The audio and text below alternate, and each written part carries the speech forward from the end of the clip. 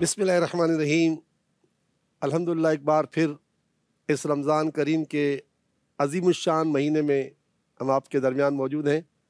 हमारा सिलसिला है इस्तिखारा। हम आपके ख़ुतूत का जवाब देते हैं इस्तिखारों से। जवाब भी नहीं देते बल्कि आपको जवाब भिजवाते हैं। हमारे पास ख़तूत लिखने का एड्रेस जो है वो ज़ाहिर है कि टिकर चल रहा होगा, उस पर आप देख लीजिएगा। ज़बानी सुन लीजिए, सैलानी वेलफेयर, बहादुराबाद, कराची, ये हमारा पता है। हमारे पते पर आप ख़त भेजेंगे तो अल्हम्दुलिल्लाह हम आपको इस्तिखारे का जवाब भी देंगे, इलाज भी देंगे। अल्लाह ताला हम सब की मुश्किल हल फरमाए। हमारे सिलसिले का आगाज़ होता है रोज़ाना हमारे प्यारे नबी सल्लल्लाहु अलैहि वसल्लम के किसी न किसी फरमान से। तो आइए हम आज एक फरमान और सुनते हैं और इंशाअल्लाह पूरा रमज़ान सुनते रहेंगे।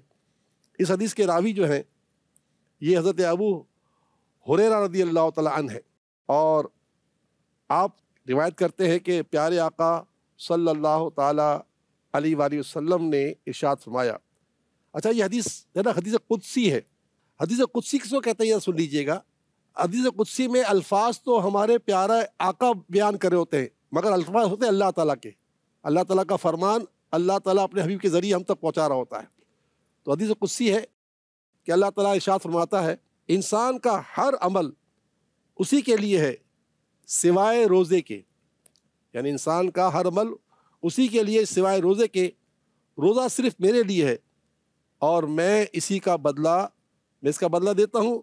रोज़ा ढाल है।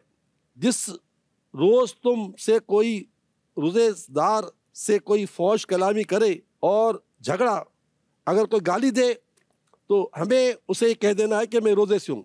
यानी अगर हम रोज़े में हैं और कोई हमसे हमें गाली देता है, फौश कलामी करता है, तो हम उससे ये कह दें कि मैं रोज़े से हूँ। ये हमारा रब फरमा रहा है और फरमाया कि कसम है उस ज़ात की जिसके कब्ज़े कुदरत में मुझ मोहम्मद सल्लल्लाहु अलैहि वसल्लम की जान है। रोज़ेदार के मुँह की बू अल्लाह ताला के नज़दीक मुश्क से ज़्यादा पसंदीदा है। रोज़ेदार को दो खुशियाँ अल्लाह ताला अता फरमाता है, जिनमें से एक फ़रहत, जब बंदा रोज़ा इफ्तार करता है तो उसे फ़रहत हासिल होती है, खुशी हासिल होती है।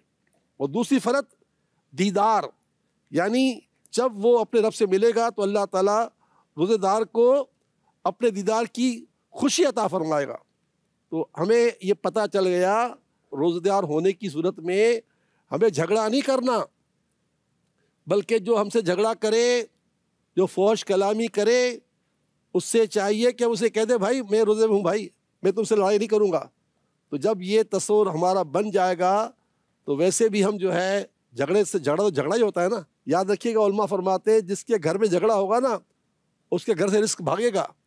आज हर एक ये कहता सुनाई देता है कि यार हमारे घर में चिक बहुत है, यार झगड़े बहुत हैं। तो जनाब अपने घर से झगड़े ख़त्म करें। जिस घर में झगड़ा होता है ना वहाँ बेरोज़गारी आती है। जितना कमा लिया, कमाने के बाद बरकत नहीं होती। तो बहरहाल ये कि बुराई है, अल्लाह ताला इस्लाह फरमाए। तो बस आज हमने अल्लाह ताला का फरमान सुना, हदीस कुदसी सुनी कि हर अमल का सवाब अल्लाह ताला ने बयान किया है सिवाय रोज़े के। इसका बदला खुद अल्लाह की ज़ात है। तो बस ये कि रोज़ा ढाल है। अब हम अपने सवाल की तरफ आते हैं। मुज़फ़्फ़रगढ़ पंजाब से ये खातून फरमा रही हैं कि शादी को 1 साल हो चुका है, हमल ज़ाया हो गया है, गुर्दों में इन्फेक्शन है, अमलियात या जादू तो नहीं है। तो मोहतरमा अल्हम्दुलिल्लाह कोई जादू नहीं है और कोई अमलियात नहीं है। वजीफ़ा क्या करना है इन दिनों में, या हफीज़ो या रकीबो। हफीज़ के माने भी हिफाज़त करने वाला, रकीब के माने भी निगहबान। या हफीज़ो या रकीबो, या हफीज़ो या रकीबो, या हफीज़ो या रकीबो 313 मरतबा अव्वल आखिर 3 दिन बाद दुरूद पढ़कर ये वजीफ़ा 5 नमाज का पढ़कर अपने पर दम करें और ख़ास करके सहरी में दुआ मांगें। अल्लाह ताला सहर के वक्त ऐलान फरमाता है कोई मुझसे मांगने वाला, मांगे क्यों नहीं मांगते, मांगे। ऐलान फरमाता है कोई रिस्क का तलबगार है, कोई माफ़ी का तलबगार है, कोई रोज़ी का तलबगार है, कोई ऐसा है, कोई ऐसा है, कोई ऐसा। यानी न जाने कितने घंटों तक ये ऐलान हो रहा होता है। तो अल्लाह से मांगे, तहज्जुद पढ़कर खूब रोएं, गिड़गिड़ाएं, अल्लाह ताला मदद फरमाएगा।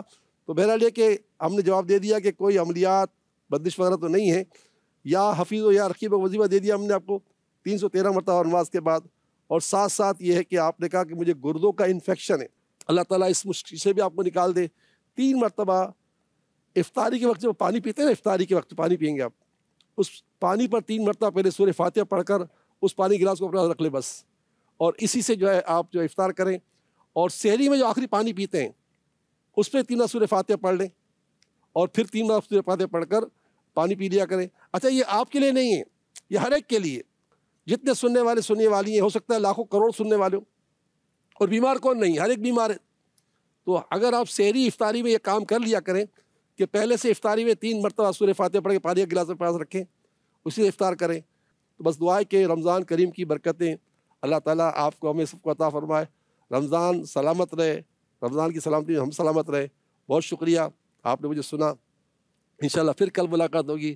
خدا حافظ، السلام علیکم ورحمۃ اللہ وبرکاتہ۔